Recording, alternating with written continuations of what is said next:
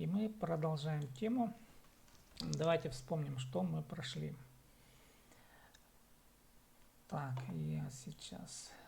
Вы должны видеть таблицу, ту уже раннюю таблицу, в которой мы уже рассмотрели падежи. Так, Кёршезерба, вы видите таблицу? Таблицаны Кёршезерба. Таблицу видите? Да, вы должны видеть таблицу. Я тут влево так поглядываю, тоже у меня тут на контроле. Так, с телефона тоже просматриваю. Ну вот, смотрите, что мы прошли в идеале. Так, мы прошли аффиксы сказуемой формы, вот здесь, да, вот справа. И местоимение. Конечно, это базовая фундаментальная основа. И времена глаголов. Вот. Времена глаголов, основные формы. Другие формы мы тоже проходили. Вот. И прошли кое-какие падежи. Вот, да. 4 падежа, по сути. Сегодня мы продолжим изучение падежей. Давайте я сейчас включу сайт, страницу сайта. Есть такой сайт под названием systik.info. Давайте я вам ссылку на этот сайт дам. Здесь есть... В общем, тут вся грамматика хакасского языка, если будет кому интересно, она более подробна. Вот. И теперь смотрите, что мы, вот, давайте мы вот из этой таблицы, помните, наверное, да, вот аффиксы хакасского языка, аффиксы падежей, вот мы проходим, да. Сейчас мы рассмотрим творительный падеж, сравнительный падеж, пидыргы падеж по-хакасски называется, да. И еще 3. Каков смысл? Когда мы в речи что-то говорим и какие-то действия производим, мы еще совершаем какие-то действия с кем-то. То есть нам нужны наши, скажем так, сообщники, те люди, с кем мы что-то делаем, да. И в этом случае мы употребляем вот как раз аффикс нан-нин, это аффиксы творительного падежа. Вот, да, и давайте мы сейчас посмотрим. Так, аффикс творительного падежа. Как он употребляется? Сейчас, подождите. Я вернусь, да. Вот смотрите, называется орудийный падеж в русском языке и отвечает на вопросы с кем или с чем. Ну, допустим, Алексей машинанан кильген. Да, Алексей приехал на машине. Ну, проще всего, может быть, нужно вопрос задать, с помощью чего, да, с чем, с помощью чего он совершил какое-то действие, с помощью машины. Алексей машинанан кильген, да, он приехал с помощью машины, машинанан. Дальше, допустим, адей пулгапща. Пулгапща буквально вертит, да, виляет хвостом. Адей собака. Собака виляет. Хузурух – это хвост. А теперь хузури нан. Хузури – его хвост. Хузури нан с хвостом, с помощью хвоста. И вот получается, собака производит действие, ну, виляющее действие, да, с помощью хвоста. Хузури нан пулгапща. Он виляет хвостом. Вот это один момент, когда какое-то действие совершается с помощью чего-то, да. И второй, с кем-то. Соучастник действия есть. Допустим, жемнан шептес. Шептес чем. Давайте пока возьмем просто. Жемнан шептес чем. Шептезерга – согласовывать действия или советоваться. Жем – мама, да, мать. Жемнан шептес чем. Советуюсь с матерью, с человеком, да. Допустим, палыннан хады, палы ребенок, палыннан хады кинога парщам, допустим, да. Давайте мы сейчас я пропишу. Палыннан хады кинога парщам. Хада вместе. С кем вместе?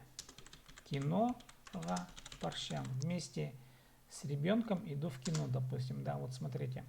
Палыннан хады кинога парщам. С кем? С помощью, вместе с ребенком. Вот это действие с кем, да, вот лицо или предмет, который является соучастником действия. Вот. Ну и третья особенность еще время, через которое совершится действие. Ну, допустим, мин ике күннен өк мында боларбын. Күн это день, күннен ике күннен ибді боларбын. Через 2 дня буду дома, да, или в течение 2 дней буду дома. Ике күннен с помощью, то есть и вот эти 2 дня, и они мне даны, что они даны в распоряжение, да, за этот период времени получается. Мин ике күннен ибді боларбын. Мында боларбын. Буду здесь, да, или дома буду. Вот 3 особенности употребления орудийного падежа. Вот когда вы с кем-то хотите что-то совершить действие, говорите палымнан с ребенком, да, жемнан с матерью, или, допустим, нанжимнан хады кинога паршам, нанжимнан хады тайгызар паршам. Тайгы это тайга, паршам в тайгу, да. Нанжимнан хады вместе с другом иду в тайгу, допустим. Кименан сурже щем. Кименан киме лодка. Кименан с помощью лодки сурже. Мы разбирали этот вопрос как-то сурже по воде. Щем. Плыву, допустим. Палтынан торшам. Палты это палты. Топор. Палтынан топором рублю. Торшам рублю. Сейчас я пропишу торшам. Палтынан одым торшам, допустим. Палтынан одым, буквально дрова. Палтынан одым торшам рублю. Топором дрова рублю. Так, палтынан одым торшам. Так, вроде бы правильно написал. Вот это орудийный падеж. Запомните вот вопрос кемнан неменан, и основной аффикс у него нан нен. Так, нан нен. Здесь где наверху отмечено, что ли.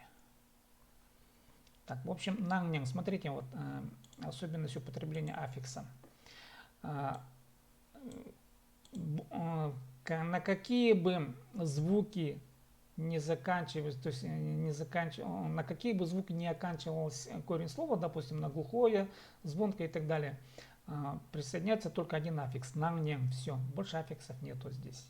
Это орудийный падеж. Думаю, что легко будет запомнить, здесь путаться уже практически не с чем, да. Нан-нен. Так, давайте теперь следующий аффикс разбираем. Здесь они названы послелогами, но это старые данные. На самом деле сейчас вот эти вот аффиксы, которые сейчас называются послелогами, они отнесены к падежам. Это падежный аффикс. Падежный аффикс. И эти аффиксы следующие. Дангарденер, нангарненер, тангартенер. Ну, вы понимаете, что дангарденер примыкает к звонким, да. Нангарненер примыкает к сонорным. Тангартенер примыкает к глухим, т, да. Ну вот, допустим, палы. Вот вы видите палы, ребенок. Палы дангар сахчам. Думаю о ребенке. Мин палы дангар сахчам. Я думаю о ребенке. Этот аффикс означает предмет помышления о ком-либо. О ком, о чем, да. Вот, паладангар, о ребенке. Или ибденер сахчем, думаю о доме. Иб, корень слова, заканчивается на звонкое, примыкаем, соответственно, звонкое. По мягкости. Денер, да, ибденер, думаю о доме. Или тахдангар сахчем, ну, предположим, да, тахдангар сахчем, таг гора, тахдангар о горе, думаю о горе, допустим. Нанжим мой друг. Нанжимнангар пищеленчим. Пищеленчим, печалюсь, да, вы знаете этот глагол. Нанжимнангар пищеленчим. То есть я обеспокоен о друге, печалюсь о друге. Киптенер. Киптенер. Кип – одежда. Киптенер сах, чем думаю об одежде. Да. Хап – мешок. Хаптангар – о мешке. Ал – алы. Ну, тут ал, возьмем вот ал. Алдангар сахын, чем, или алдангар сах, чем думаю о селе. Вот дангар денгер это о в русском языке соответствует предлогу о доме, допустим, о ребенке, о горе, вот, и четко коррелируется именно с этим предлогом о. Так, это у нас падеж, он называется причинный падеж в хакасском языке. Так, и второй случай использования. Это явление причины. Ну, допустим, вот, агыстыр пёсик тенер көл көрін минче. Пёсик, агыс – это дерево, агыстар – деревья. Агыстар, пёсик, пёсик буквально высокий, пёсик тенер, потому что высокие, если буквально перевести. Агыстар пёсик тенер.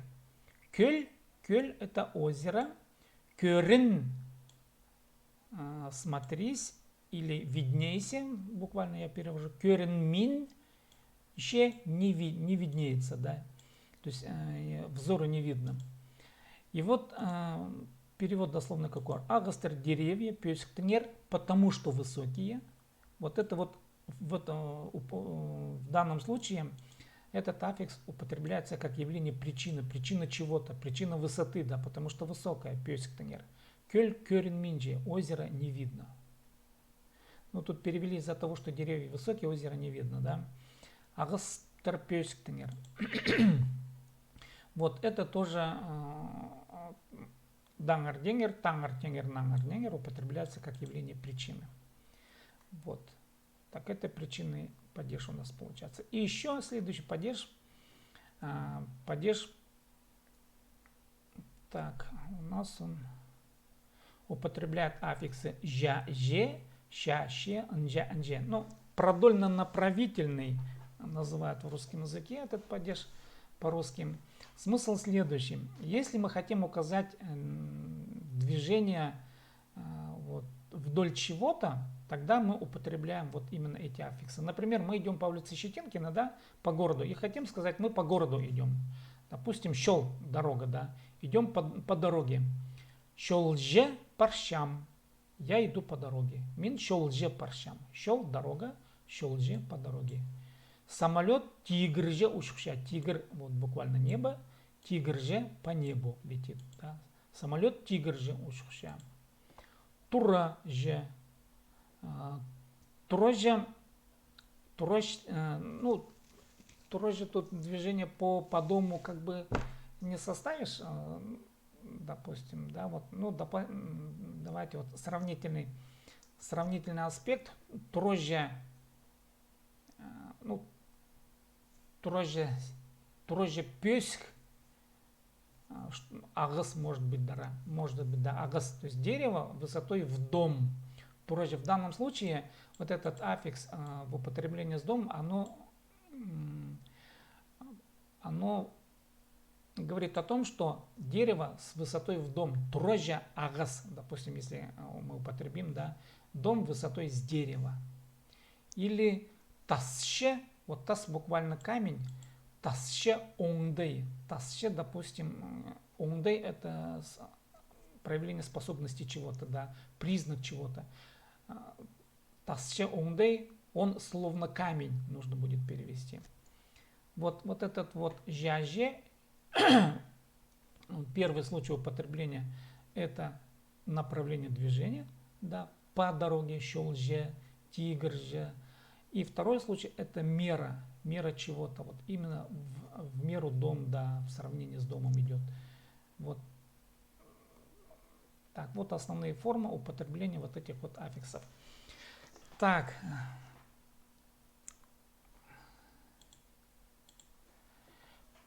Понятно объяснил, как тема ясна была, вот эти два падежа. Первый падеж, это, вот давайте еще раз, падеж дангар-денгер, нангар-негер, это, ой, прошу прощения, нангнен, это орудийный падеж, с помощью чего и как производится действие, да. И дангар-денгер, тангар-тенгер, нангар-негер, это второй падеж, говорится о ком-то, да. И третий падеж мы употребили, когда хотим указать какое-то направление по дороге, допустим, щелже, да, идем.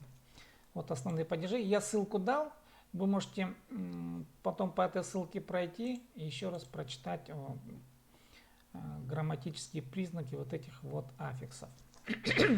Но то, что там написано по силлогии, они сейчас даются как падежи. Просто примите это как падежи и все. В общем, получается, что сейчас я еще раз вернусь к аффиксам нашим. Вот смотрите, на мне творительный падеж мы сейчас прошли. Вот сравнительный падеж, жаже, щаще, там нча, анче еще есть, да. Вот. И причинный падеж, вот, дангар, денгер, тангар, тенгер, нангар, негер. Вот. Вот эти вот три падежа мы сейчас и рассмотрели. Давайте я зачитаю текст из газеты, а потом предложу домашнее задание. Такое, посмотрим, вот, какое домашнее задание. У меня там необычное домашнее задание, посмотрим, надо будет или не надо. Ну, давайте сначала прочитаем текст. Читтыган ойыныр көздер. Это материал за сегодня и такое краткое сообщение. Ойыныр көздер, ну, теперь, надеюсь, вы понимаете, көздер. Читтыган игры ойыныр көздер. Көзит, показывай, көздер покажет. Читтыган покажет игры, буквально, да, или постановки. Саблық театрның өмезе 13 ноябрьда шыра Ағбын пилтірі пазы Орджоникидзе аймақтарынзар шорха сығыр. Саблық театрның өмезе. Вот шорха сығыр, сначала давайте разберем. Сығыр, сых, выходи, сығыр, выйдет. Шорх, буквально путешествие или выезд. Шорха на выезд. Выйдет на выезд или выйдет на выезд, да, или в путешествие. Аймақтарынзар, аймақтар, районы, аймақтарынзар в районы. В какие районы перечисляются? Шыра, Ширинский район, Ағбын пилтірі, Усть-Абаканский. Пилтір это усть. Ағбын пилтірі, Усть-Абаканский. Пазе и Орджоникидзе, Орджоникидзевский район. Когда выйдет? 13 ноябрьда, 13 ноября. Кто выезжает? Театрның өмезе. Өмезе, өме, группа, өмезе, группа, театрның, театральная группа. Саблық, саблық знаменитый. В общем, знаменитого театра группа 13 ноября в Шыра, Усть-Абаканский и Орджоникидзевские районы в путешествие выйдет. Ну, я буквально перевод сделал. Хакас шаячылыр хорғыстығын емес нымақ алай кішік шилбігін 0+, на ойынны көзедірлер. Көзедір, вы уже этот глагол знаете, будет показывать, да? Көзедірлер покажут. Аларлер, окончание вы должны знать уже. Ойынны. Ойынны, эту игру, это винительный падеж. Ойынны или этот спектакль. А теперь на ойынны, на новый. На ойынны, новый спектакль, новую игру покажут. Кто покажут? Шаячылар. Шаячы буквально переводится творец. Шаячылар творцы. Хакас шаячылар. Хакасские творцы. Ну, буквально, да. Или хакасский творческий коллектив, допустим. Хорғыстық немес нымақ алай кішік шілбіген. Хорғыстық означает страшный. Немес отрицание. И получается не страшный. Что не страшное? Нымах сказка. Не страшная сказка или алай. Или кішік шілбіген. Кишиг маленький, Шильбеген это мифический персонаж типа дракона. Маленький дракончик, возможно. На ойыны новую игру покажут. Өн матыр олғынырны, ағыстырны пазы аңқұстырны арычелирға үгредір. Үгредір, да, үгред, учи, үгредір будет учить. Будет учить чему? Арычелирға. Арычелы защищай, арычелирға защищать. Будет учить защищать кого, кого защищать? Ағыстырны, ағыстар деревья, ағыстарны деревья и аңқұстар. Аңқұстар это животные. И животных защищать будет учить. Кто будет учить?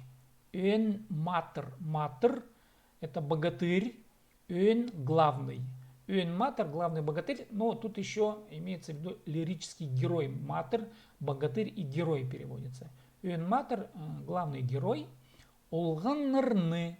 Кого? Олғаныр, ребятишки. Олғанырны ребятишек. Деревья и животных защищать будет учить. Дальше. Шыраның кішік шуртық жылары. Спектакльның 9-15 шаста, пазы 10-30 шаста танызырлар. Танызырлар, таныз, глагол такой есть, таныз, знакомься. Танызыр будет знакомиться. Танызырлар познакомиться. Кто познакомится? Шираның, Ширинского, да, или принадлежащий Шира. Кто принадлежащий Шира? Кішік шуртақ жылары. Шуртақ житель. Шуртақ жылар жители. Шуртақ жылары жители. Какие жители? Кішік шуртақ жылары. Кішік маленькие. Маленькие жители. Получается, ширинские маленькие жители. Спектакльно. Со спектаклем 9-15 часа, 9-15 часов и 10-30 часов познакомятся. Ну, в общем, тут указали время. Копьев алдағы палылар, нымықты 15-15 часта көріп алырлар. Здесь глагол көріп алырлар. Көріп ал, сложный глагол. Көріп ал, посмотри. Көріп алырлар, посмотрят. Хажан, когда посмотрят? 15-15 часта. 15-15 часов, да. Что они посмотрят? Нымықты. Сказку посмотрят. Посмотрят кто? Палылар. Палылар. Палылар. Ребятишки. Дети. Какие ребятишки? Копьев алдағы. Алдағы. Копьев. Ребятишки из деревни Копьева. Сказку 15-15 посмотрят. Улох күн шорыха айлыныз өме сығыр. Шорыха сығыр. Сығыр вы уже знаете. Выйдет, да. Өме группа. Айлыныз өме группа айлыныз. Шорыха в путь или в путешествие или на выезд, да. Шорыха на выезд. Улох күн. Күн день. Улох в этот же день. На выезд группа Islands выедет. Ансамбльның концерты расцветті 9-30 часта иртір. Иртір. Ирт проходи, иртір пройдет. Концерты. Вот, да. Ну, пройдет когда? 9-30 часта. 9:30. Расцветті. На расцвете. Ну, в расцвете, да. Ансамбльның концерты. Концерты. То есть пройдет концерт чего? Ансамбля. Вот ансамбля концертов на расцвете, в расцвете в 9:30 часов пройдет. Олғаннар сарыныр пастыры, шоны быстың пай культурасының танызырлар. Танызырлар, уже знакомый глагол. Таныз, знакомься, танызыр будет знакомиться, танызырлар, ознакомиться, да. Культуразының с культурой. Кто познакомится? Олғаннар. Олғаннар, ребятишки. Сарыннар пастры. Сарыннар, сарын песня, сарыннар песни. пастыры через песни. Получается, улганнар сараннар пастыры, ребятишки, через песни. Дальше, щоны быстын, щон народ, щоны быс наш народ, щоны быстын нашего народа. Пай культура зынан. Пай это богатый, культура зынан, с богатой культурой познакомиться. Ну, вот такой вот перевод вот этого вот небольшого текста. Ну и вот давайте для домашнее задание, давайте мы сделаем таким образом. Успеете, не успеете, но вот я вам сейчас ссылку дам на такой странный рассказ, но я этот рассказ сам написал по-хакасски. Вы почитайте и, в общем, вынесите свое суждение. Рассказ, я почему говорю странный, дело в том, что он несколько авангардный такой, но как раз он подходящий для нашего случая, когда мы только-только изучаем глаголы, допустим, да, и этот рассказ, надеюсь, там половина слов вам должны быть знакомы. Вот, половина точно знакома, но тем не менее он такой странноватый, и вы попробуйте потом в следующий раз. Я включу вот общение как раз через, ну, помните, мы вот говорили, да, вот, ну, когда можно будет включить каждого из вас. И вот я буду включить каждого вот на следующем уроке из вас, и вы будьте готовы к тому, что надо будет говорить, да. И вы коротко, примерно расскажете, вот, что вы поняли, что не поняли. Хорошо? И если где-то слова не поняли, как бы сильно не парьтесь, но мы потом эти глаголы разберем, потому что некоторые глаголы, их в словаре нету. Поэтому, ну, можете спросить, допустим, да, у знакомых у кого-то, что означает это слово. Там ничего экстраординарного нет, но тем не менее, как бы. Ну, вот такое небольшое домашнее задание будет на прочтение. Сургулар парба по аффиксам. Ну, понятно, что надо будет повторить аффиксы. Я ссылку дал на текст, на грамматический текст. Там есть кое-какие пояснения. Сургулар парба.